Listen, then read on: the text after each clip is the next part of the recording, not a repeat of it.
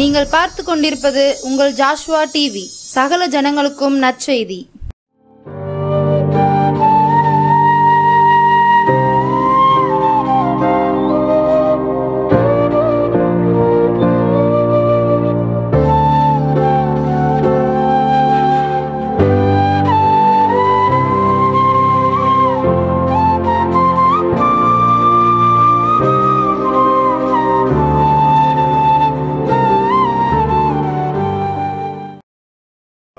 ஜாஸ்வா TV நேயர்களுக்கு ஆண்டவரும் உலக இரட்சகருமாம் இயேசு கிறிஸ்துவின் எளிய நாமத்தினாலே அன்பின் சமாதான வாழ்த்துதலை தெரிவித்துக் கொள்கின்றோம்.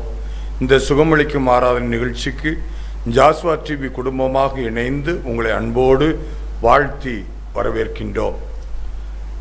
இந்த நன்னாளிலும் கர்த்தருடைய சமூகத்தில் கூடி வந்திருக்கிறோம். எதற்காக கூடி வந்திருக்கிறோம்? நமக்கு சுகம் தேவை, விடுதலை தேவை, குடும்பத்தில் சமாதானம் தேவை. அந்த சமாதானத்திற்காக நம்ம ஒருமித்து கூடி வந்திருக்கிறோம். இயேசு கிறிஸ்துவினிடத்தில் கேட்டுக்கொண்டால் கிடைக்கும். அதை இயேசுவே சொல்லியிருக்கிறார். 2 பேர் 3 பேர் என் நாமத்தில் எங்கு கூடுகிறீர்களோ அவர்கள் நடுவில் வாசம் செய்வேன். நம்ம கூட வாசம் செய்வது மாத்திரமல்ல, 2 பேர் ஒருமனப்பட்டு எதை கேட்கின்றீர்களோ அதை பெற்றும் கொள்வீர்கள். அதை பெற்றுக்கொள்ளும் விசுவாசத்தோடு நம்ம கூடி வந்திருக்கிறோம். இன்று கர்த்தர் நம்முடைய மத்தியில் அற்புதங்களை செய்யும்படியாக அவரை நோக்கி பார்ப்போமா? அவரை வாழ்த்தி வரவேற்போமா? எல்லா தலைகளை தாழ்த்தி இருக்கிற இடங்களில் கண்களை மூடி உங்களுடைய இருதயத்தை கல்வாரி சிலுவைக்கு நேராக உங்களுக்காகவும் எனக்காகவும் ரத்தம் சிந்தின அந்த இயேசுவுக்கு நேராக உங்களுடைய இருதயத்தை திருப்பணும். அந்த இயேசுதான் அற்புதம் செய்ய முடியும். அவர் தான் விடுதலை கொடுக்க முடியுமே தவிர வேற பாவ மன்னிப்பு யாராலும் கொடுக்க முடியாது. வியாதியிலிருந்து விடுதலை யாராலும் கொடுக்க முடியாது. குடும்பத்தில் சமாதானத்தை கொடுப்பதற்கு அவரால் மாத்திரமே முடியும். உங்களுடைய பிரச்சனைகள் தீர்வதற்கு இயேசுவால மாத்திரமே முடியும். ஏன்? அவர்தான் நமக்காக சிலுவையிலே பலியாகி இருக்கிறார். அவர்தான் நமக்காக இரத்தத்தை சிந்திருக்கிறார். நம்மை விடுவிக்கும்படியாக, நம்மை ரட்சிக்கும்படியாக, நம்மை மீட்டெடுக்கும்படியாக இந்த உலகத்திற்கு வந்த அந்த மெய்யான ஒளியை நோக்கி நம்ம பார்க்க போகிறோம். அவர் நம்முடைய குரலை கேட்டு நமக்கு விடுதலை கொடுப்பார். நம்முடைய கண்ணீரை பார்த்து நமக்கு சுகம் தருவார். அவரை நோக்கி பார்ப்போமா? மகா இரக்கமும் கிருபையும் நிறைந்த எங்கள் அன்பின் பரலோக பிதாவே, இந்த ஆசீர்வதிக்கப்பட்ட நல்ல நாளுக்காக உமக்கு நன்றி செலுத்துகிறோம். தகப்பனே, உம்முடைய கிருபை ஆண்டவரே எங்களோடு கூட இருக்கும்படியாக இந்த சுகமளிக்கும் ஆராதனை நிகழ்ச்சி ஆண்டவரே நீ நடத்தி கொண்டு வருகிறீர். உமக்கு ஸ்தோத்திரம் அப்பா. இந்த நிகழ்ச்சியில் ஆண்டவரே உம்முடைய கிருபை இருக்கும்படியாக ஆண்டவரே உம்முடைய ஆண்டவரே நல்ல பிரசன்னம் எங்களோடு கூட இருக்கும்படியாக நாங்கள் உம்மை நோக்கி பார்க்கிறோம். நீர் விடுதலையின் நாயகனாக, சுகம் தருபவராக, கண்ணீரை துடைக்கிறவராக ஆண்டவரே எங்களோடு கூட இருந்து வழி நடத்துகிறவராக எங்களுக்கு வெளிப்படும்படியாக நாங்கள் உம்மை நோக்கி பார்க்கிறோம். தகப்பனே, நீங்க சொன்னது போல நாங்கள் 2 3 பேர் அல்ல ஆண்டவரே, அநேகர் ஒருமித்து கூடியிருக்கிறோம். இயேசு எங்கள் பத்தியில வந்து எங்களுக்கு குரலை கேட்டு எங்களுடைய கண்ணீரை கண்டு எங்களுக்கு சுகம் தருவார், அற்புதம் தருவார் என்று சொல்லி வந்திருக்கிறோம். உம்முடைய கிருபை எங்களோடு கூட இருக்கட்டும். நீர் பெரியவர், பெரிய காரியங்களை செய்யும். மீட்பர் இயேசுவின் மூலம் ஜெபிக்கிறோம் ஜீவனுள்ள நல்ல பிதாவே, ஆமேன், ஆமேன். நம்முடைய குரலை கேட்டு நம்முடைய அழைப்பை ஏற்று இயேசு நம்ம மத்தியில இருந்து கொண்டு இருக்கிறார். அவரை வாழ்த்தி ஒரு பாடலை பாடுவோமா? என்ன செய்ய போறோம்னா, வெற்றி கொடி பிடிக்க போகிறோம்.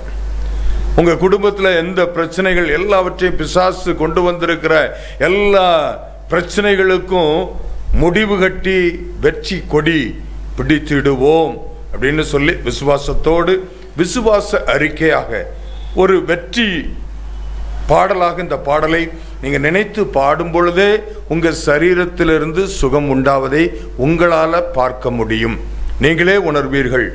உங்களை விட்டு அந்த பாவ பழக்க வழக்கங்கள், அந்த பாவ உணர்வு உங்களுக்குள்ளாக வந்து நான் இதிலிருந்து விடுதலை பெற வேண்டும் என்கிற எண்ணம் உங்களுக்குள்ளாக உருவாகும். நீங்க இருந்தீங்கன்னா யாருக்காக நீங்கள் ஜெபிக்கிறீர்களோ அவர்களுக்கு விடுதலை உண்டாகும். உங்க குடும்பத்தில் சமாதானம், உங்க உள்ளத்தில் சமாதானத்தை வரும். இயேசு உங்கள் உள்ளத்தில் சமாதானத்தை கொடுப்பார். அப்பதான் நீங்க அவரை நன்கு அறிந்து கொள்ளலாம். அவரை அந்த பாடலை எங்களோடு கூட இணைந்து தெரிந்தவர்கள் பாடுவீர்களா? வெற்றி கொடி பிடித்திடுவோம், நாம் வீர நடை நடந்திடுவோம். வெற்றி கொடி பிடித்திடுவோம், நாம் வீர நடை நடந்திடுவோம். வெள்ளம் போல சாத்தான் வந்தாலும் ஆவிதாமே கொடி பிடிப்பார். வெள்ளம் போல சாத்தான் வந்தாலும் ஆவிதாமே கொடி பிடிப்பார். அஞ்சாதே என் மகனே, நீ அஞ்சாதே என் மகளே. அஞ்சாதே என் மகனே, நீ அஞ்சாதே என் மகளே. வெற்றி கொடி பிடித்திடுவோம், நாம் வீர நடை நடந்திடுவோம். 1000 தான் துன்பம் வந்தாலும் அணுகாது அணுகாது. உங்களுக்கு 1000 துன்பம் வந்தாலும் உங்களை அணுகாது. 1000 துன்பம் வந்தாலும் அணுகாது அணுகாது. ஆவியின் பட்டயம் உண்டு. வேத வசனம் நமக்கு உண்டு. அலகை வென்று விடுவோம். ஆவியின் பட்டயம் உண்டு, நாம் அலகையை வென்று விட்டோம். வெற்றி கொடி பிடித்திடுவோம், நாம் வீர நடை நடந்திடுவோம். வெற்றி கொடி பிடித்திடுவோம், நாம் வீர நடை நடந்திடுவோம். காடானாலும் மேடானாலும் கர்த்தருக்கு பின்னட பேச நம்பி வந்துட்டீங்களா? எந்த பிரச்சனை வந்தாலும் மேடானாலும் கர்த்தருக்கு பின்னடப்போம்.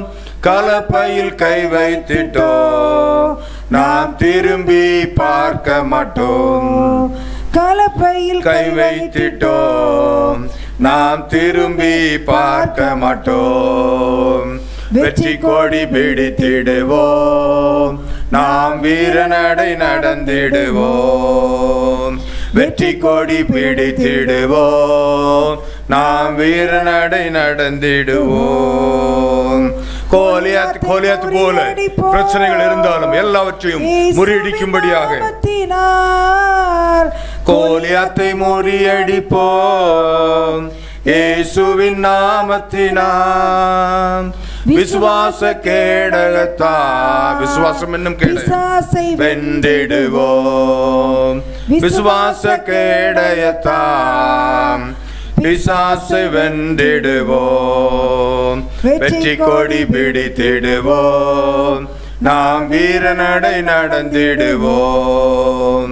வெற்றி கொடி பிடித்திடுவோம், நாம் வீர நடை நடந்திடுவோம். அல்லேலூயா. கர்த்தர் நல்லவர். வெற்றி கொடி பிடித்திடுவோம். வெள்ளம் போல எத்தனை பிரச்சனைகள் வந்தாலும் ஆவியானவர் நமக்கு துணை இருக்கிறார். அவர் நமக்கு உதவி செய்வார். அவர் நம்மை விடுதலையாக்குவார். மீண்டுமாக ஆண்டவராக இயேசுவின் நாமத்தினாலே இந்த நிகழ்ச்சியை பார்த்து கொண்டிருக்கிற உங்கள் அனைவருக்கும் அன்பான வணக்கத்தையும் அன்பின் சமாதான வாழ்த்துதலையும் தெரிவித்துக் கொள்கின்றேன். பிதாவாகிய தேவனாலும் நம்முடைய கர்த்தராகிய இயேசு கிறிஸ்துவினாலும் உங்களுக்கு கிருபையும் இரக்கமும் சமாதானமும் உண்டாவதாக. நாளிலும் கர்த்தருடைய வார்த்தையை தியானிக்க போகிறோம். இயேசு இந்த உலகத்தில் வந்தார். இயேசு இந்த உலகத்தில் வந்து 30 ஆண்டு காலம் அவருடைய பெற்றோர்களுக்கு கீழ்ப்படிந்தவராக இருந்தார். 30வது வயதில் அவர் ஞானஸ்தானம் பெற்றார். ஞானஸ்தானம் பெற்ற பின்பு அவர் பெற்றோருக்கு கீழ்ப்பட்டவராக இருக்கவில்லை. பிதாவானவருக்கு ஊழியம் செய்யும்படியாக அவர் புறப்பட்டார். இயேசு செய்த ஊழியத்தில் ஒரு பகுதி என்ன செய்து கொண்டிருந்தாராம்? மார்க்கு எழுதின சுவிசேஷத்தில் 1வது அதிகாரம் 29வது வசனத்தில் மார்க்கு அழகாக மார்க்கு மூலமாக ஆவியானவர் எழுதி வைத்திருக்கிற காரியம், இயேசு செய்த ஊழியம் என்ன? மார்க்கு 1வது அதிகாரம் 30வது வசனத்தில் 39வது வசனம், கலிலேயா நாடெங்கும் அவருடைய ஜெப ஆலயங்களில் அவர் பிரசங்கம் பண்ணி கொண்டோம். எல்லா ஜெப ஆலயங்களில் சென்று இயேசு பிரசங்கம் பண்ணினார். ராஜ்யத்தை குறித்து, தேவனுடைய ராஜ்யத்தை குறித்து, பரலோக ராஜ்யத்தை குறித்து, பிதாவுடைய வாசஸ்தலங்களை குறித்து அவர் பிரசங்கம் பண்ணினார். அது மாத்திரமல்லாமல் அடுத்து பிசாசுகளை துரத்தி கொண்டும் இருந்தார்.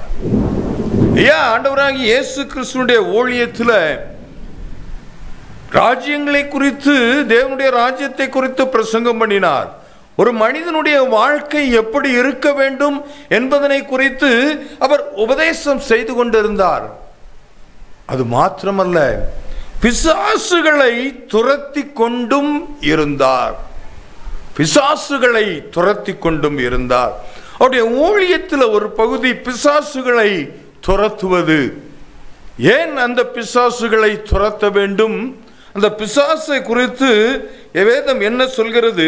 1 யோவான் அதுல 3வது அதிகாரம், 1 யோவான் 3வது அதிகாரம் 5வது வசனங்களை 4வது வசனத்தை வாசித்து பார்க்கும் பொழுது, பாவம் செய்கிற எவனும் நியாயப்பிரமாணத்தை மீறுகிறான், நியாயப்பிரமாணத்தை மீறுவதே பாவம். அடுத்து 8ஆம் வசனம் சொல்கிறது, பாவம் செய்கிறவன் பிசாசினால் உண்டாயிருக்கிறான். பாவம் செய்கிற யாரா? பிசாசினால் உண்டாயிருக்கிறான். ஏனெனில் பிசாசானவன் ஆதி முதல் பாவம் செய்கிறான். பிசாசானவன் ஆதி முதல் பாவம் செய்கிறான். ஆதி முதல் எப்போ பாவம் செய்தான்? அவன் ஆண்டவராய் கர்த்தர் இந்த உலகத்தை சிருஷ்டித்து ஆதாமை மண்ணினால உருவாக்கி அவனுக்கு ஏதேன் தோட்டத்தை உண்டாக்கி அந்த நிலத்தை பண்படுத்தவும் காக்கவும் வைத்தார்.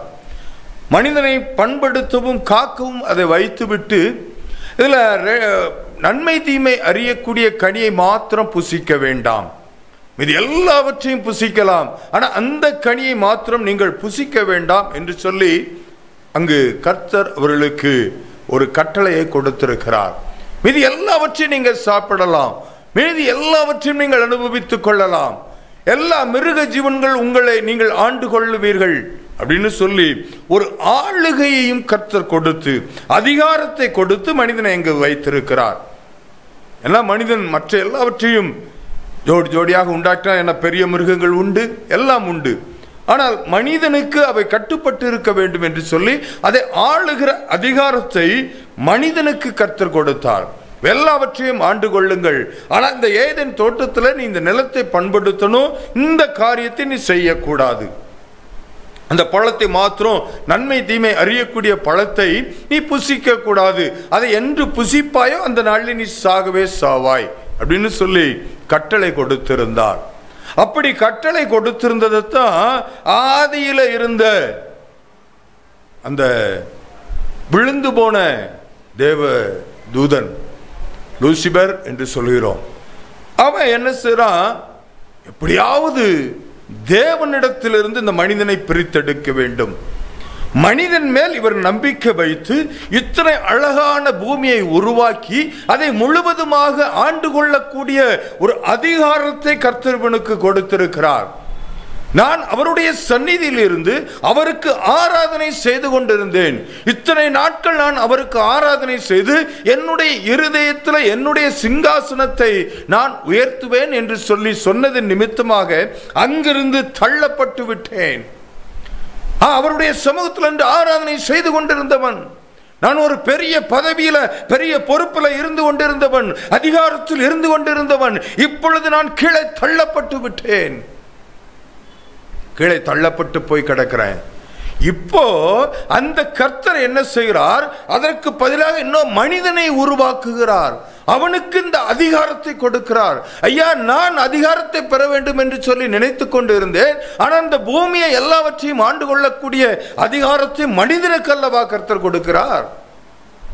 அப்போ இந்த மனிதனை தேவனிடத்திலிருந்து பிரித்து விட்டால் இந்த பூமி நம்முடைய ஆளுகைக்குள்ளாக வந்துவிடும் என்று சொல்லி நினைத்து அவன் வஞ்சகமாக ஏவாள் இடத்துல போய் பேசுகிறான். ஏவாள் இடத்துல பேசி அந்த கனியை புசிக்க வைத்து தோட்டத்திலிருந்து துரத்தப்படுகிறார்கள். அன்றிலிருந்து அதிகாரம் அவனுடைய கைக்கு போய்விட்டது. இந்த உலகத்தை ஆண்டு கொள்ளக்கூடிய அதிகாரத்தை கர்த்தர் மனிதனுக்கு கொடுத்திருந்தார். ஆனால் அந்த மனிதன் அவன் பிசாசினிடத்துல விட்டு கொடுத்து விட்டான். எனவே அவன் இந்த மனிதர்களை முழுவதுமாக தேவனிடத்திலிருந்து பிரிக்க வேண்டும். அதுதான் அவனுடைய நோக்கம். அவன் நரகத்திற்காக அவன் வைக்கப்பட்டிருக்கிறான். நான் நரகத்திற்கு தள்ளப்படுகிறேன் என்றால் என்னோடு கூட ஒரு கூட்டம் வர வேண்டும். யாரை இந்த கர்த்தர் தன்னுடைய கரத்தினால மண்ணினால் உருவாக்கினாரோ அதே மனு குலத்தை அவரிடத்திலிருந்து நான் பிரிப்பேன், நான் என்னோடு கூட சேர்த்துக் கொள்வேன் என்று சொல்லி அவன் கர்த்தரிடத்திலிருந்து தேவனை பிரிக்கக்கூடிய ஒரு காரியத்தை செய்து கொண்டிருந்தான். அவன் ஆதி முதல் பாவம் செய்தபடியினால் அடுத்து 1 யோவான் 3:8 பாவம் செய்கிறவன் பிசாசினால் உண்டாயிருக்கிறான். ஏனெனில் பிசாசினால் ஆதி முதல் பாவம் செய்கிறான். பிசாசினுடைய கிரியைகளை அழிக்கும்படிக்கே தேவனுடைய குமாரன் வெளிப்பட்டார். அவனுடைய கிரியையை அழிக்க வேண்டும். அவன் தேவனிடத்திலிருந்து பிரிப்பதற்கு, தேவனிடத்திலிருந்து மனிதனை பிரிப்பதற்கு என்னென்ன செயல்பாடுகள் செய்து கொண்டு இருக்கிறானோ அந்த செயல்பாட்டை அழிக்க வேண்டும். அதை முற்றிலுமாக தடுத்து நிறுத்த வேண்டும். மனிதனால முடியாது, மனிதனால முடியாது. அதனால அவரே இந்த உலகத்திற்கு வந்து மனிதனாக அவதரித்து மனித ரூபமாக இருந்து எல்லா பிசாசுகளையும் துரத்தி கொண்டு இருந்தார். ஏனெனில் வேதம் அழகாக சொல்லுகிறது, பிசாசு கிறிஸ்துவை அறிந்திருந்தபடியால். பிசாசுக்கு தெரியும் இயேசு கிறிஸ்து இந்த உலகத்தில் வந்து பிறந்து விட்டார், அவருக்கு வல்லமை இருக்கு, அவருக்கு வரங்கள் இருக்கு.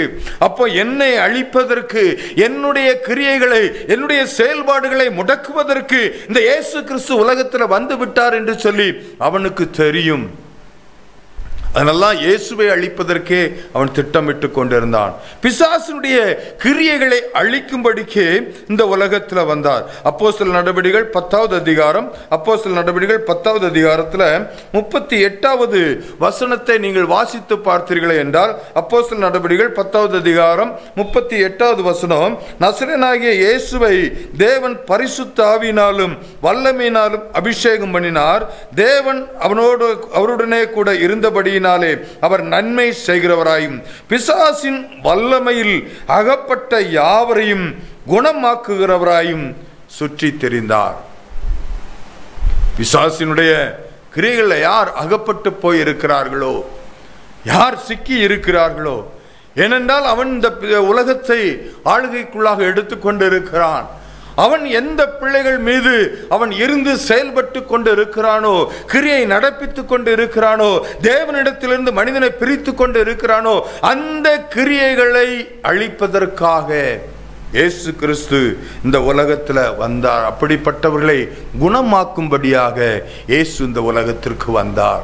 அதுதான் இந்த ஊழியத்தில் பிசாசுகளையும் இயேசு துரத்தி கொண்டிருந்தார். அப்ப பிசாசானவன் எப்படி தேவனிடத்திலிருந்து மனிதனை பிரிக்கிறான்? கர்த்தர் படைத்த தன்னுடைய கரத்தினால உருவாக்கி தன்னுடைய சுவாசத்தை ஊதி அவன் ஜீவாத்மாவாக மாற்றி அவனுக்கு அதிகாரத்தை கொடுத்து வைத்திருந்த அவனிடத்திலிருந்து தட்டி பறித்த அந்த பிசாசுடைய கிரியைகள் ஆதி முதல் செய்து கொண்டு வருகிறான். தேவனிடத்திலிருந்து மனிதர்களை பிரித்து கொண்டு வருகிறான். அவன் எப்படிப்பட்ட கிரியைகளை செய்கிறான்? இயேசு அந்த கிரியைகளை எப்படி முறியடிக்கிறார்? இயேசு அந்த கிரியைகளை அழிக்கும்படியாகத்தான் வந்திருக்கிறார். அவருடைய வல்லமை இப்பொழுதும் வியாபரித்துக் கொண்டிருக்கிறது. முதலாவது அவனுடைய செயல்பாடுகள் எப்படி இருக்கிறது அப்படின்னு சொல்லி நம்ம பார்த்தோம்னா, வேதத்தில் எண்ணாகமத்தின் புஸ்தகம் 23வது அதிகாரத்தில் நம்ம வாசித்து பார்க்கும் பொழுது, கர்த்தர் இஸ்ரவேல் ஜனங்களை தமக்காக தெரிந்து கொள்ளுகிறார். இஸ்ரவேல் ஜனங்களை தெரிந்தெடுத்து அவர்களை எகிப்திலிருந்து அடிமைத்தனத்திலிருந்து விடுதலையாக்கி அவர்களை கொண்டு வந்து கொண்டு இருக்கும் பொழுது, அங்கு எண்ணாகமத்தின் புஸ்தகத்தில் நம்ம வாசித்து பார்க்கும் பொழுது அவர்கள் எப்படிப்பட்டவர்களாக இருக்கிறார்களாம். எண்ணாகமம் 23வது அதிகாரம் 9வது வசனத்தில், கண்மலை உச்சியிலிருந்து நான் அவைகளை கண்டு குன்றுகளில் இருந்து அவனை பார்க்கிறேன். அந்த ஜனங்கள் ஜாதிகளோட கலவாமல் தனியே வாசமாயிருப்பார்கள். இஸ்ரவேல் ஜனங்களை சபிக்கும்படியாக பாலக் என்கிறவன் அழைத்து வரப்பட்ட பிலேயாம் வார்த்தை. இஸ்ரவேல் ஜனங்களை சபிக்க வேண்டும், அவளை அழிக்க வேண்டும் என்று சொல்லி, ஏன்னா கர்த்தருடைய ஆசீர்வாதம் அவர்கள் மேல இருக்கு. சபித்தால், பிலேயாம் தீர்க்கதரிசியானவன் சபித்தால் அவர்கள் கர்த்தரும் சபிப்பார் என்று சொல்லி சபிக்கும்படியாக அவனுக்கு நிறைய பொருள் காசு தரேன்னு சொல்லி அவனை அழைத்து கொண்டு வருகிறார்கள். அப்படி அழைத்து கொண்டு வரும் பொழுது அவன் பார்க்கிறான், இஸ்ரவேல் ஜனங்கள் தனித்து வாசம் செய்கிறார்கள். ஐயா, இஸ்ரவேல் ஜனங்கள் மற்ற உலகத்தாரை போல ஒரு வாழ்க்கை வாழவில்லை. மற்ற உலகத்தாரை போல ஒரு வாழ்க்கை வாழவில்லை. ஒரு பரிசுத்தமுள்ள வாழ்க்கை, கர்த்தர் கொடுத்த கட்டளையின்படி, அவர் கொடுத்த நியாய பிரமாணத்தின்படி அப்படியே வழி நடந்து கொண்டு வருகிறார்கள். தேவனுக்கு பயந்தவர்களாக இருந்து கொண்டு இருக்கிறார்கள். தேவனுக்கு பயந்தவர்களாக அவர்கள் இருக்கிறபடினால் மற்றவருடைய வாழ்க்கையை பார்க்கிலும் இவர்களுடைய வாழ்க்கை வித்தியாசமாக இருக்கிறது, தனியாக இருக்கிறது. தேவன் எவ்வளவு சந்தோஷப்பட்டு இருப்பார். ஐயா, நான் கொண்டு வருகிற என் ஜனம், ஒருவேளை ஆதாம் தவறி இருக்கலாம், ஆனால் இஸ்ரவேல் ஜனங்களை நான் இப்பொழுது வழி நடத்தி கொண்டு வருகிறேன். ஒரு கூட்ட ஜனம் அழிந்து போய்விட்டது, ஒரு தலைமுறை. அடுத்த தலைமுறை எனக்காக வைராக்கியம் பாராட்டி கொண்டிருக்கிறது, என்னுடைய கட்டளைகளை கேட்டு நடந்து கொண்டிருக்கிறது.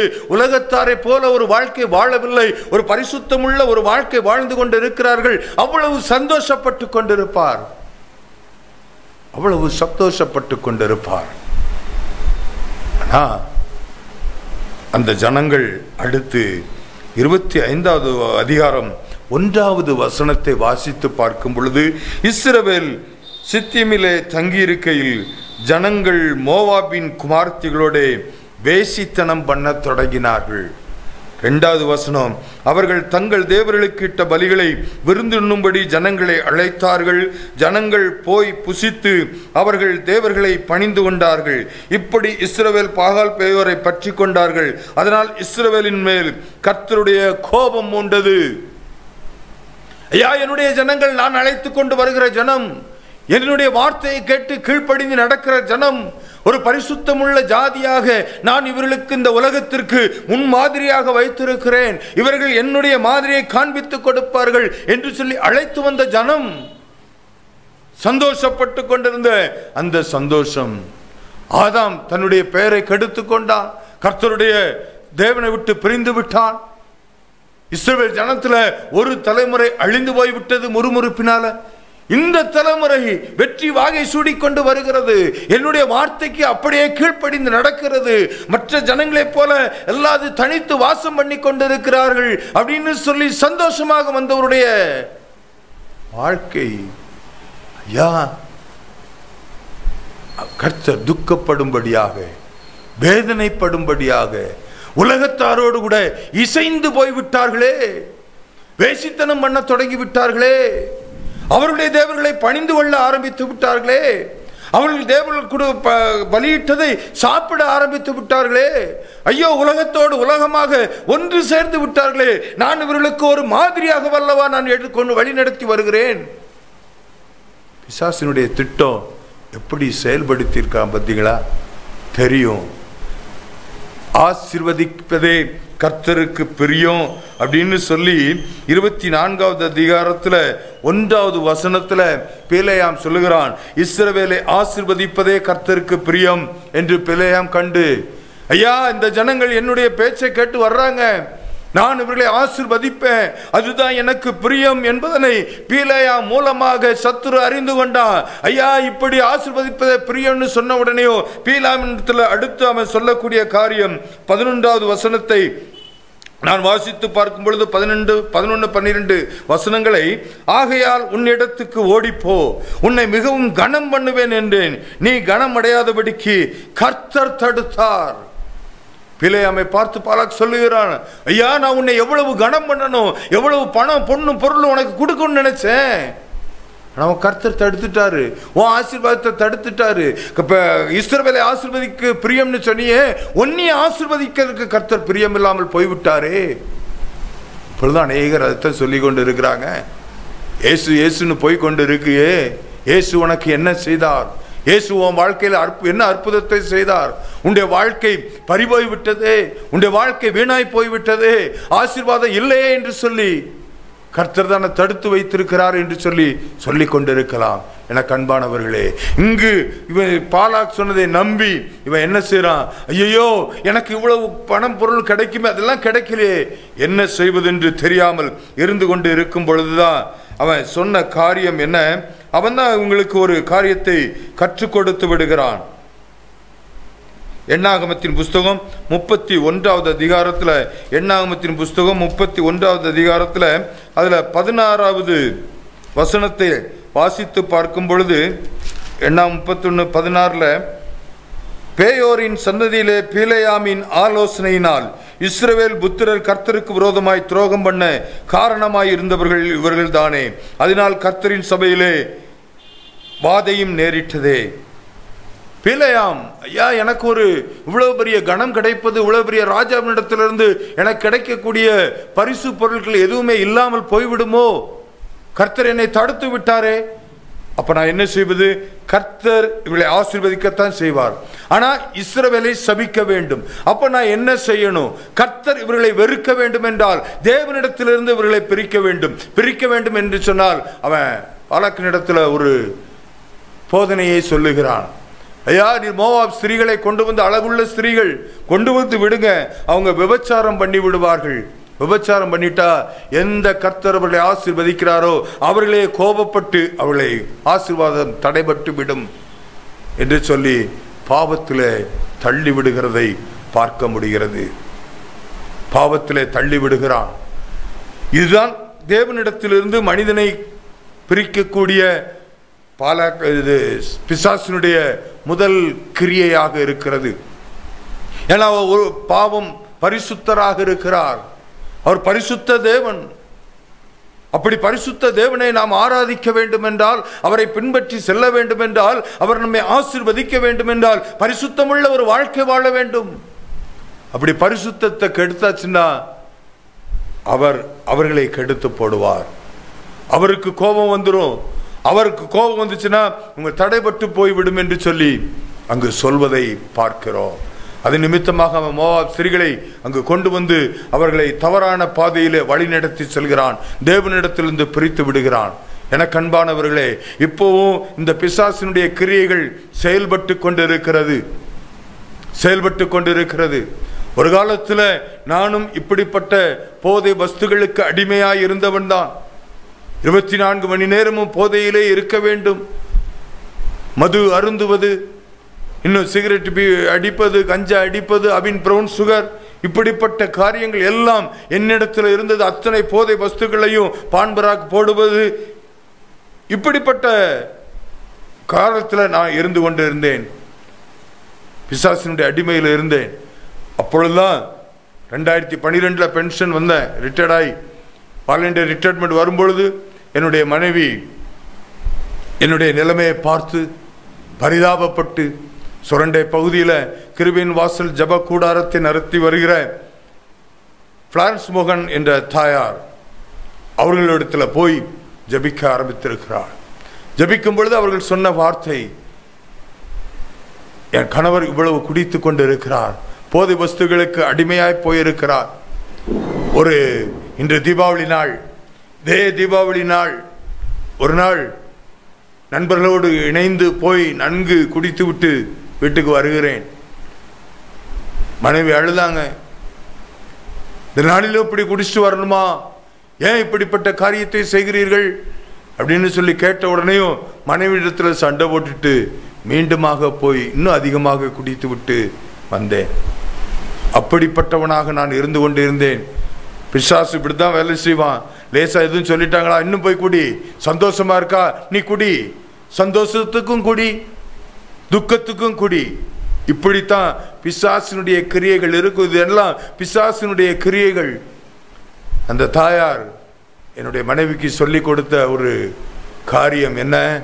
தம்பி கூட சண்டை போடாதம்மா, தம்பி இல்லை, தம்பி கிடையாது, தம்பிக்குள்ளாக இருந்து செயல்படுகிற பிசாசினுடைய கிரியைகள், அந்த கிரியைகளை அழிக்கணும்னா முழங்கால் ஜெபம் வேணும். ஜெபம் பண்ணு. அந்த கிரியை அழிக்கப்பட்டுருச்சுன்னா தம்பி ரட்சிக்கப்பட்டுருவாங்க, தம்பி விடுதலை பெற்றுருவாங்க அப்படின்னு சொன்னது நிமித்தமாக இரவு நான் படுத்ததுக்கு அப்புறமா இரவுல என் தலைமையில கை வைத்து ஜெபித்தார்கள். 3 வருடம் ஜெபித்த பின்பு கர்த்தர் 2015ஆம் ஆண்டு என்னை சந்தித்தார். ஜனவரி 26ஆம் தேதி இயேசு என்னை விடுவித்தார். இயேசு எனக்கு விடுதலை கொடுத்தது மாத்திரமல்ல, இன்று அவருடைய ஊழியக்காரனாக என்னை வைத்திருக்கிறார். அவருக்கென்று ஊழியம் செய்யும்படியாக அவருடைய வார்த்தைகளை சொல்லி என்னுடைய சாட்சிகளை பகிர்ந்து கொண்டும் வந்து கொண்டு இருக்கிறேன்.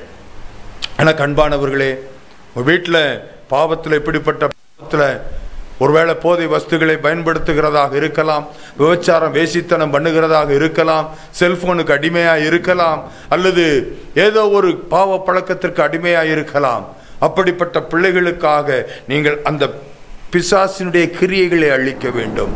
இயேசுவே, என் கணவருக்குள்ளாக, என் மனைவிக்குள்ளாக, என் பிள்ளைகளுக்குள்ளாக, என் சகோதர சகோதரிகளுக்குள்ளாக இருந்து கிரியை செய்கிற இந்த பிசாசினுடைய கிரியைகள் அழிக்கப்படட்டும் அப்படின்னு சொல்லி நீங்க ஜெபிச்சீங்கன்னா நிச்சயமாக அந்த கிரியைகள் அழிக்கப்படும், விடுதலை பெறுவீர்கள்.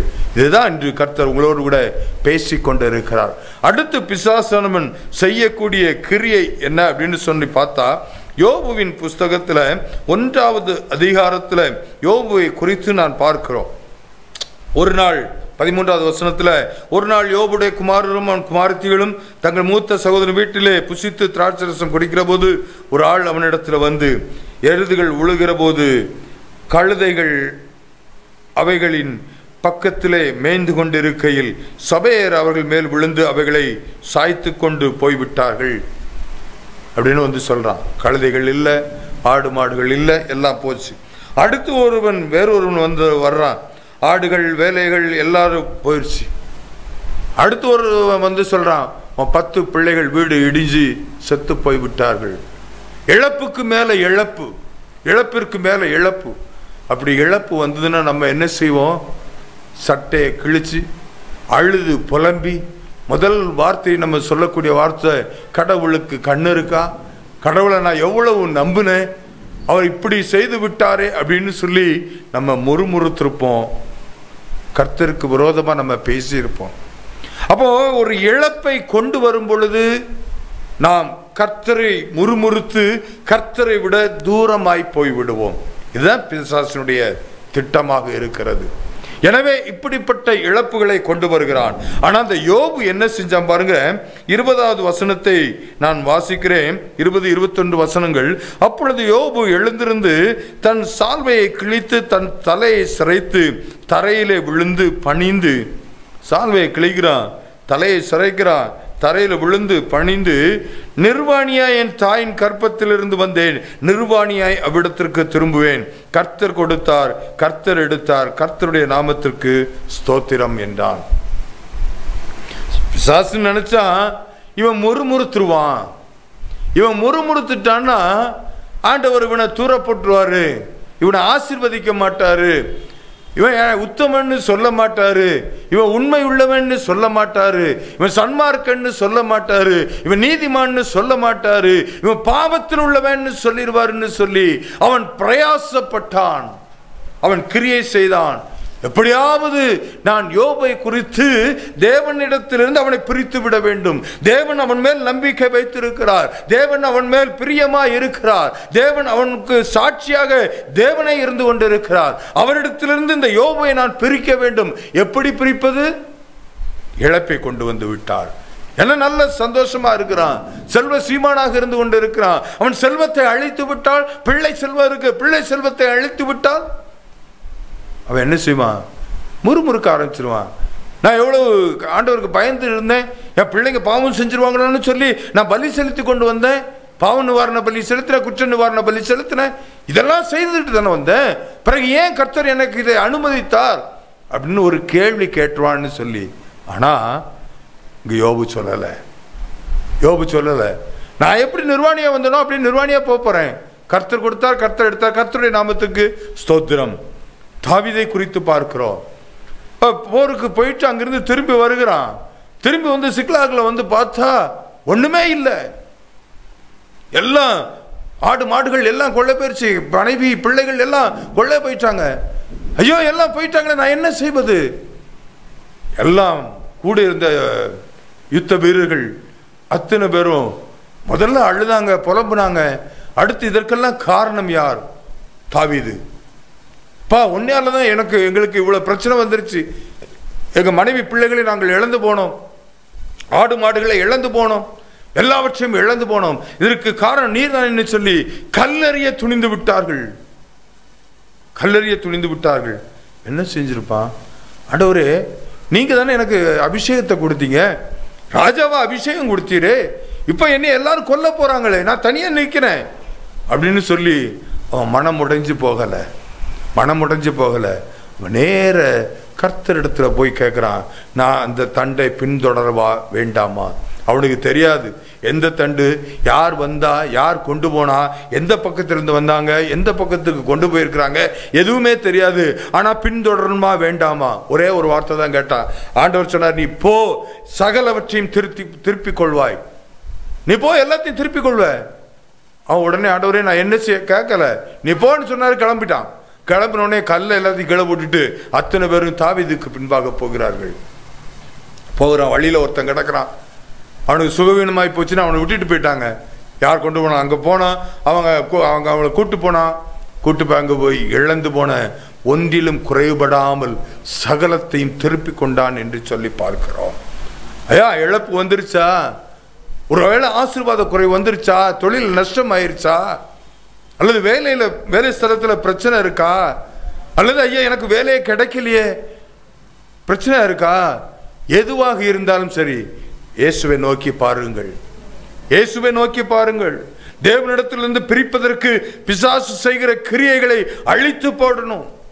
அதுக்கு இடம் கொடுத்து விடார்கள். பிசாசுக்கு எதிர்த்து நில்லுங்கள், அவன் ஓடி போவான். பிசாசுக்கு எதிர்த்து நிக்கணும். எப்படி நிக்கணும்? ஆண்டவர் பட்சத்தில் நின்றணும். இயேசு பக்கத்தில் நின்றுங்க. இயேசு இருக்கிறார், என் மீட்பர் உயிரோடு இருக்கிறார் என்பதை நான் அறிந்திருக்கிறேன், அவர் என்னை மீட்டெடுப்பார். விசுவாசத்தோடு நீங்க இருந்தீங்கன்னா நிச்சயமாக, எப்படி யோபு இழந்து போனதெல்லாம் ரெண்டத்தனையா பெற்றுக்கொண்டானோ, தாவீது இழந்து போனதில் ஒன்றும் குறைவிடாமல் பெற்றுக்கொண்டானோ, அதே போல நீங்களும் பெற்றுக்கொள்வீர்கள். என்னென்ன இழப்பு வந்ததோ அந்த இழப்புகளை எல்லாம் நிச்சயமாக அவர் உங்களுக்கு கொடுத்து ஆசீர்வதிக்க உண்மை உள்ளவராக இருக்கிறார். அடுத்து பிசாசு செய்யக்கூடிய சதி திட்டம் என்னன்னு தெரியுமா? வியாதி. நல்லா இருந்தாரு, நல்ல ஜெபம் பண்ணான், நல்ல கடவுளுக்குள்ள இருந்தான், நல்ல வேதம் வாசிப்பான், எல்லா ஜபத்துக்கும் போயிடுவான். திடீர்னு இவனுக்கு இந்த வியாதி வந்துருச்சு. அப்போ இவனுடைய நிலைமை எல்லாம் வந்து என்னப்பா நல்லா தானே. அவங்க நல்லா கவனிச்சு பாருங்க. நல்ல கிறிஸ்துவுக்குள்ளாக இருக்கக்கூடிய ஒரு யாற்றினாலும் சரி, ஒரு ஆள் சுகமா போனா நீ நல்லா தானே இருந்த. ஆனா அவங்களுக்கு உள்ளதான் தெரியும் எத்தனை நாள் அவங்களுக்கு அந்த பலகீனம் இருந்துச்சுன்னு. ஆனா நீ நல்லா தானே இருந்த, ஏன் உனக்கு இப்படி ஆச்சு? ஏன் கடவுள் உனக்கு இதை அனுமதித்தா? ஏன் கடவுள் உனக்கு இதை அனுமதிச்சார்? அதுதான் சொல்லுவாங்க. ஆனா அது கடவுள் அனுமதிக்கவில்லை, பிசாசு அனுமதிக்கிறான். ஏன் கர்த்தரை தூஷிக்கணும்? ஐயா, நான் நல்லா தானே இருந்தேன், நான் கர்த்தருக்குன்னு ஆலயத்தை கட்டி கொடுத்தேனே, நான் கர்த்தருக்காக வைராக்கியம் பாராட்டினேனே, ஏன் எனக்கு இந்த வியாதி வந்துச்சு? நான் நல்லா இருக்கும் பொழுது ஏன் எனக்கு இந்த காரியம் அப்படின்னு சொல்லி தேவனை தூஷிக்க வேண்டும்.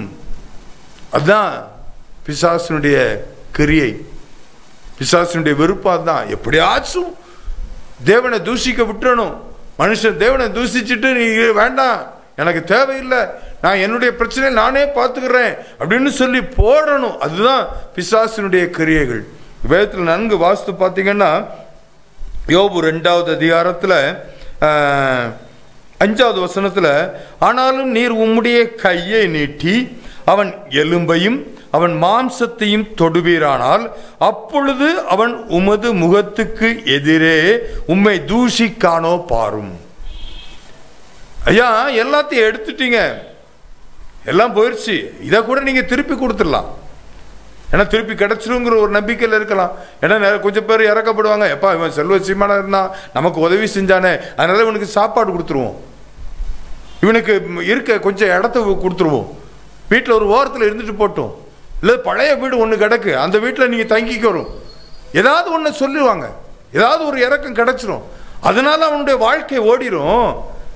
ஆனால் நீர் அவன் மாம்சத்திலையும் எலும்புலையும் கைவையும் வியாதியை கொடும். வியாதி வந்துருச்சுன்னா அவன் உண்மை தூஷிக்கானோ பார்ப்போம். அவனுடைய வார்த்தை தூஷிக்கானோ பாரும் அப்படின்னு சொல்லி சொன்னான். இங்க கர்த்தரிடத்துல அங்க சொல்லிட்டு வந்துட்டான், வியாதி வந்துருச்சு, பருக்கள் வந்து அவன் ஓட்டை எடுத்து சொரிந்து கொண்டு இருக்கிறான். அப்படிப்பட்ட ஒரு இக்கட்டான சூழலில் மாட்டினதுக்கு அப்புறமா என்ன நடக்கு? அவனுடைய மனைவி சொல்ற வார்த்தையை பாருங்க. அப்பொழுது 9வது வசனத்தில், அப்பொழுது அவன் மனைவி அவளை பார்த்து, நீர் இன்னும் உம்முடைய உத்தமத்தில் உறுதியாய் நிற்கிறீரோ? பா, எல்லாத்தையும் இழந்துட்டீரு, ஒன்றும் இல்லை, சொத்து சுகம் இல்லை, பிள்ளை இல்லை, எல்லாம் போச்சு, உம்முடைய சரீரத்தில் வியாதி வந்துருச்சு, பருக்கள் வந்து ஓட்டை எடுத்து சொரியக்கூடிய ஒரு நிலைமையில நீர் தள்ளப்பட்டு விட்டு இன்னும் நீர் உத்தமமா ஏன் இருக்கணும்? ஏன் சரீரத்தில் வியாதி வந்துருச்சு, நீ இருக்கிறத விட சாகிறது நல்லது, இப்படி சொல்லியிருக்கலாம். ஆனா உத்தமத்தில் ஏன் நிலைச்சு நிக்க?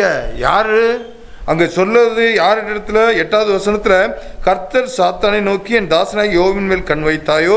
உத்தமனும் சன்மார்க்கனும் தேவனுக்கு பயந்து பொல்லாப்புக்கு விலகுவனுமாகிய அவனை போல பூமியில் ஒருவனும் இல்லை. அப்ப தேவன் இவரை உத்தம அப்படின்னு நினைக்கிறாரு. அப்ப அந்த உத்தமத்தை விட்டு விலகணும் அப்படின்னா யார் சொன்னா கேட்பா? யார் சொன்னா கேட்பா? சொல்றான், மீதி எல்லாரும் போயிடுவாங்க, ஒன்றும் பிரச்சனை இல்லை. ஆனா கட்டின மனைவி 10 பிள்ளைகளை பெற்று அந்த 10 பிள்ளைகளை இழந்த மனைவி வந்து சொல்றா, இன்னும் உத்தமத்தில் நிலைத்து நிற்கிறீரோ? இன்னும் என்னையா உத்தமம் வேணும் இருக்கு? இன்னும் ஏயா பைபிளை தூக்குறோம்? இன்னும் ஏயா ஜபிக்கணும்? இன்னும் ஏயா இயேசு கிறிஸ்துவிடத்துல வரணும்? தேவையில்லை, தேவையில்லை. நீ உத்தமத்தை விட்டுரும். பிசாசினுடைய கிரியை மனைவி மூலமாக பிசாசினுடைய கிரியை வெளிப்படுகிறது. பிசாசு உடனேயும் வேறு மாதிரிலாம் வரமாட்டான். இப்படி ஒரு சில வார்த்தைகள், ஒரு சின்ன சின்ன வார்த்தைகள் அவங்க யதார்த்தமா பேசி இருக்கலாம், ஆனா அவங்க வாயில வந்த வார்த்தை பிசாசினுடைய கிரியைகளாக இருக்கிறது. உத்தமத்தில் நீ நிலைத்து நிற்கிறீரோ? ஏன் உத்தமத்தில் நிக்கணும்? ஏன் கர்த்தரை புகழ்ந்து பாடணும்? ஏன் கர்த்தரை துதிக்கணும்? ஏன் கர்த்தருக்கு ஆராதனை செய்யணும்? ஏன் கர்த்தருடைய சமூகத்தில் வரணும்? ஏன் கர்த்தருடைய ஆலயத்திற்கு போகணும்? உமக்குத்தான் இழப்புக்கு மேல இழப்பு, வியாதிக்கு மேல வியாதி வருது, எல்லாவற்றையும் விடும். உத்தமம் தேவையில்லை.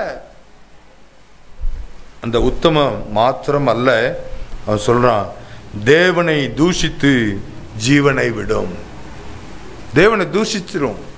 இதுவரைக்கும் ஐயோ என் பிள்ளைங்க தவறு பண்ணியிருப்பாங்களோ, என் பிள்ளைங்க விருந்தில் ஏதாச்சும் பாவம் பண்ணியிருப்பாங்களோ சொல்லி நீங்க குற்ற நிவாரண பலி செய்தீரே, பயந்து செய்தீரே, இப்போ அந்த தேவனை தூஷியும். ஏன்னா இதெல்லாம் செஞ்சன, நீர் எனக்கு என்ன செய்து வைத்திருக்கிறீர்? நீர் என்னுடைய வாழ்க்கை எப்படி சிதைத்திருக்கிறீர்? என்னுடைய வாழ்க்கை சின்ன பின்னமாக மாற்றி விட்டீரே, எல்லாவற்றையும் ஒரே நாளில் இழந்து போய்விட்டேன், சரீரத்திலும் வியாதியோடு இருந்து கொண்டு இருக்கிறேனே, இதுதான் நான் உத்தமமாக இருந்ததற்கு கிடைச்சதா? அதற்கு கிடைத்த பலனா? நான் தேவனுக்கு பயந்தது நடந்ததற்கு பலன் இதுதானா? ஒன்றும் இல்லாதவனாக, எவ்வளவு செல்வ சிறப்போடு இருந்தவன் ஒன்றும் இல்லாமல் ரோட்ல இருந்து ஓட்டை எடுத்து சொரிந்து கொண்டு இருக்கக்கூடிய ஒரு நிலைமைக்கு நான் தள்ளப்படுவதற்கு என்னுடைய உத்தமம் காரணமாக இருக்கிறதோ? என்னுடைய பரிசுத்தம் காரணமாக இருக்கிறதோ? என்னுடைய தெய்வ பயம் காரணமாக இருக்கிறதோ? சொல்லிரும். ஒரு வார்த்தை சொல்லிரும். ஆனா யோபு சொல்லல. யோபு என்ன சொல்றான்? 10வது வசனத்துல, அதற்கு அவன், நீ பைத்தியக்காரி பேசுகிறது போல பேசுகிறாய். தேவன் கையிலே நன்மையை பெற்ற நாம் தீமையையும் பெற வேண்டாமோ? தேவனுடைய கையில நன்மையை பெற்ற நான் தீமையும் பெற வேண்டாமோ? அவன் உத்தமத்தில் நிலைச்சிருந்ததுனால ரெண்டத்தனையான ஆசீர்வாதத்தை பெற்றுக்கொண்டான். ரெண்டத்தனையான ஆசீர்வாதம் பிசாசு எப்படியாவது கர்த்தரிடத்திலிருந்து அவனை பிரித்து விட வேண்டும், தேவனிடத்திலிருந்து அவனை பிரித்து விட வேண்டும் என்று சொல்லி அவன் திட்டம் தீட்டினான். ஆனால் அதற்கு இடம் கொடுக்கவில்லை. அதற்கு இடம் கொடுக்காம அவன் இருந்தது நிமித்தமாக அவன் இரண்டத்தனையான ஆசீர்வாதத்தை பெற்றுக்கொண்டான் என்று சொல்லி வேதத்திலே நாம் பார்க்கிறோம். எனக்கு அன்பானவர்களே, ஒருவேளை நீங்கள் இப்படிப்பட்ட பாவத்தில் இருக்கிற பிள்ளைகளை உடையவர்களாக இருக்கலாம், கணவரை உடையவர்களாக இருக்கலாம், மனைவியை உடையவர்களாக இருக்கலாம், சகோதர சகோதரிகளை உடையவர்களாக இருக்கலாம், அல்லது அக்கம் பக்கத்தில் உங்கள் வீட்டு பக்கத்தில் யாராவது இப்படிப்பட்ட வாழ்க்கை வாழ்ந்து கொண்டு இருக்கலாம். துன்மார்க்கமான வாழ்க்கை, பாவத்தில் ஏதோ ஒரு பாவத்தில் அடிமைப்பட்டு போயிருக்கலாம். அவர்கள் விடுதலை பெற வேண்டும் என்று சொல்லி நினைச்சிங்கன்னா இயேசுவை நோக்கி பாருங்க, இயேசுவை நோக்கி பாருங்க. பிரதூஷிக்க வேண்டாம். பிசாசனுடைய கிரியைகளை அழிக்கும்படிக்கு மனுஷகுமார் இந்த உலகத்தில் வந்தார். பிசாசனுடைய கிரியைகளை அழிப்பதற்குத்தான். எனவே அவரிடத்துல நீங்க ஜெபிக்கும் பொழுது எல்லா பிசாசனுடைய கிரியைகள் அழிக்கப்படும். அவங்க பாவத்திலிருந்து விடுதலை பெறுவார்கள். என்ன எப்படி விடுதலை செய்தாரோ அதே போல உங்களை விடுதலை செய்ய உண்மை உள்ளவராக இருக்கிறார். ஒருவேளை நீங்க வியாதி படுக்கையாக இருக்கலாம், அல்லது இழப்பில் மத்தியில் நீங்கள் இருந்து கொண்டு இருக்கலாம். எப்படிப்பட்டவராக இருந்தாலும் இது பிசாசினுடைய கிரியைகள் அப்படின்னு சொல்லி நினைத்து இயேசுவை நோக்கி, ஆண்டவரே இந்த பிசாசின் கிரியைகளை அழித்து விடுங்க ஆண்டவரே, எனக்கு விடுதலை தாரும் ஆண்டவரே அப்படின்னு சொல்லி நம்ம கேட்க போறோம். எல்லாம் இருக்கிற இடங்களில் கண்களை மூடி, இருக்கிற இடங்களில் கண்களை மூடி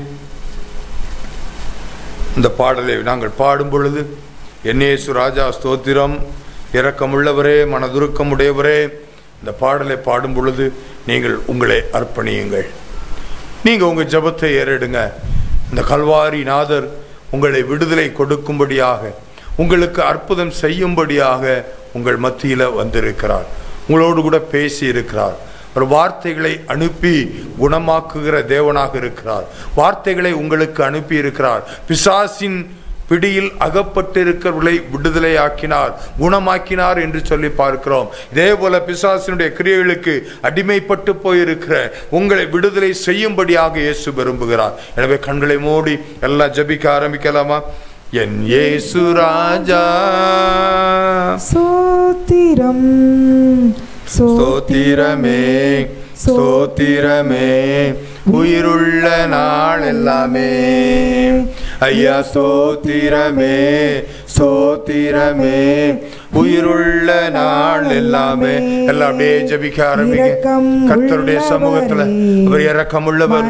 நீங்கள் எப்படிப்பட்ட பாவங்களை செய்திருந்தாலும், எப்படிப்பட்ட வியாதியில் அகப்பட்டிருந்தாலும், இயேசுவுக்கு விரோதமாகவே நீங்கள் பாவம் செய்திருந்தாலும், இயேசுவே என்னை மன்னியும், உமக்கு விரோதமாகவே நான் பாவம் செய்திருக்கிறேன் என்று சொல்லி உங்கள் பாவங்களை நீங்கள் அறிக்கை செய்தால், அல்லது உங்களுடைய யாருக்காக அந்த பாவத்தில் அடிமைப்பட்டு இருக்கிறவர்களுக்காக நீங்கள் ஜெபிக்கிறீர்களோ, இயேசுவே அவருடைய பாவங்களை மன்னியும், கணவருடைய பாவத்தை மன்னியும், மனைவியுடைய பாவத்தை மன்னியும், பிள்ளைகளுடைய பாவத்தை மன்னியும், சகோதர சகோதரிகளுடைய பாவத்தை மன்னியும் சொல்லி நீங்க கேட்டீங்கன்னா இயேசு விடுதலை செய்வார்.